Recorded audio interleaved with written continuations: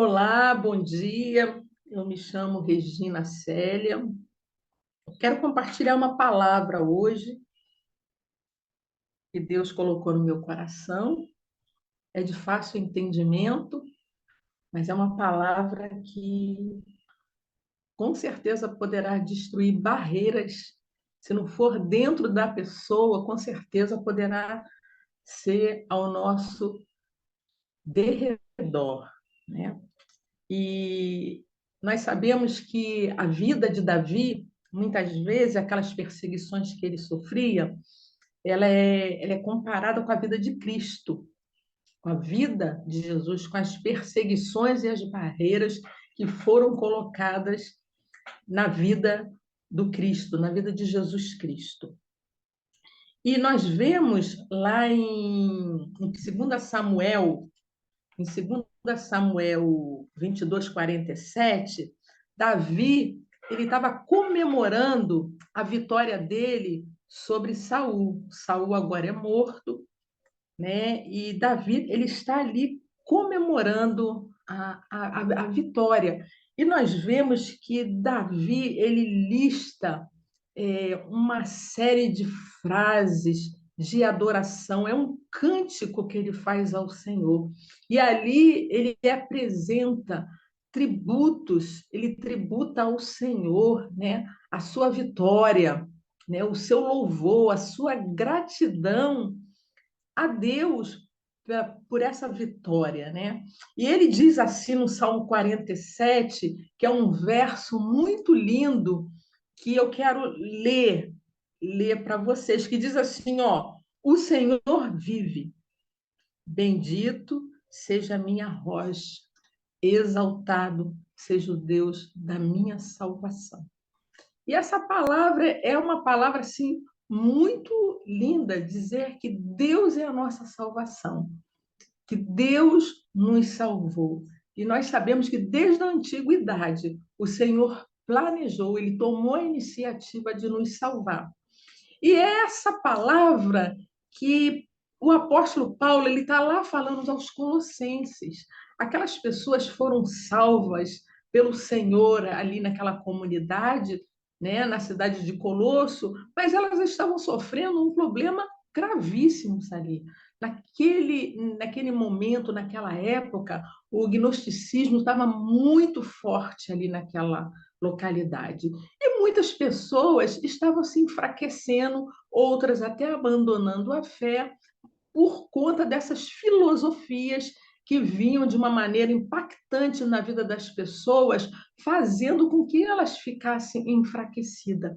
E Paulo usa de um argumento aqui muito tremendo, muito forte, que eu gostaria de compartilhar com vocês.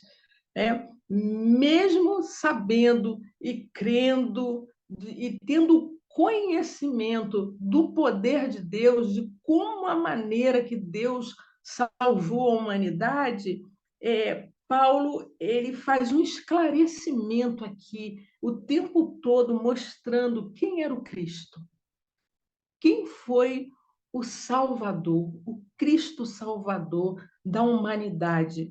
E aqui havia muitos, não só prosélitos, não só judeus, né, ouvindo essa palavra. E Paulo ele diz assim, ó, no Colossenses 2, ele diz assim: portanto, assim como vocês receberam Cristo, Jesus, o Senhor, continue a viver nele, enraizados, edificados nele, firmados na fé, como foram ensinados, transbordando de gratidão. Então, ele exorta, ele encoraja o povo de Colossenses a permanecer firme na fé, permanecer firme. Aquelas filosofias ali naqueles dias, elas diziam que como um Deus pudesse morrer daquela maneira, moído na cruz, todo ensanguentado, entre dois ladrões. Então, a filosofia acha isso um absurdo, uma exposição de um Deus dessa maneira. E as pessoas ficaram desanimadas. E muitas vezes também nós ficamos desanimados com algumas coisas que ouvimos. Quantas vezes nós esmorecemos diante de situações, ao invés de nós permanecermos firmes e constantes, como aqueles guerreiros de Davi, né? Homens que lutavam até o fim. Houve um homem que ele lutou tanto que ele teve uma cãibra que a espada grudou, que foi a, a força, a coragem daquele homem de lutar ali pelos seus ideais, por aquilo que ele cria. Ele estava lutando ali naquele lugar pelo suprimento, pelo o alimento. E teve um outro também que caiu na cova e ele esteve cara a cara com o leão, e ele lutou com o leão, e ele venceu. Então, Paulo, o apóstolo Paulo aqui, ele está encorajando o povo, ele está dando suporte na palavra de que como o povo deveria permanecer firme. Em Colossenses 2, diz assim: quando vocês estavam mortos em pecados e na circuncisão da sua carne, Deus os vivificou com Cristo. Ele nos perdoou de todas as transgressões e cancelou a escrita de dívida que consistia em ordenanças e que nos era contrária. Ele removeu, pregando-a na cruz. E tendo despojados os poderes, as autoridades, fez dele um espetáculo público, triunfando sobre eles na cruz. Publicamente, era como um general que vence uma guerra, e ele vem com um exército perdedor e desfila publicamente, demonstrando que aquele exército ele foi derrotado. E é exatamente isso que trouxe essa alegria lá para Davi. Davi, quando ele disse assim, vive o Senhor, ele estava feliz, porque o Senhor, ele reconhece que não foi ele, mas foi o Senhor que estava na frente dele e derrotou todos aqueles que se levantaram contra ele, todos aqueles que o perseguiram, todos eles caíram, todos eles foram destituídos, todos eles foram à falência. E é isso que eu quero dizer nessa manhã, para mim e para você. Todas as coisas que têm se levantado contra as nossas vidas, elas estão derrotadas, elas estão falidas. Elas não têm nenhum poder sobre as nossas vidas. Uma, porque a nossa vida ela está imersa em Cristo. Nós estamos em Cristo, a própria palavra já está falando. Nós estamos em Cristo. Nenhum poder das trevas tem nenhum poder sobre nós, nem a morte tem mais poder sobre nós, porque Cristo já venceu. E ele despojou aquele que tinha a chave do inferno. Hoje, a chave do inferno é na mão do Cristo, é na mão do Senhor, que ressurreto e vivo está. Por isso que nós também podemos dizer, vive o Senhor, porque o nosso Senhor, nosso Deus, ele está vivo. Não era só uma palavra nos lábios de Davi, do rei Davi, de gratidão. Não! Ele já via, ele sabia que todos aqueles feitos não podia ser um Deus morto que executou todas aquelas coisas, mas sim vivo, porque ele via a operação de Deus totalmente ali sendo realizada diante de todos aqueles exércitos que ele venceu e agora sobre a vida de Saul. E nós também aqui, né, essa exortação que Paulo faz aos Colossenses. O Deus que nós servimos, ele está vivo. Vive o Senhor.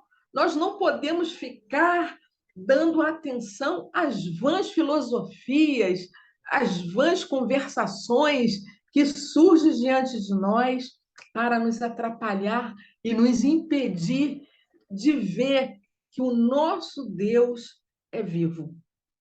O Senhor está vivo na sua vida e Ele te chama para que eu e você possamos servi-lo e reconhecer que Ele é o Senhor de todas as coisas, que Ele está pronto, pronto, com a mão estendida, só esperando que nós também possamos estender as nossas mãos, para que juntos nós possamos caminhar com Ele, andar com Ele, e crendo que, e tendo a certeza, confiante, que o Senhor se fez mais do que vitorioso naquela cruz, mais do que vitorioso.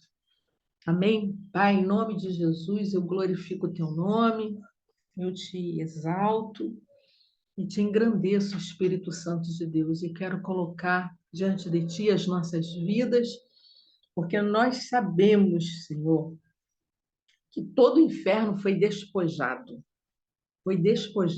pelo Senhor, e eles não têm nenhuma autoridade sobre as nossas vidas, sobre aquele que estão debaixo do sangue e do nome do Senhor Jesus Cristo.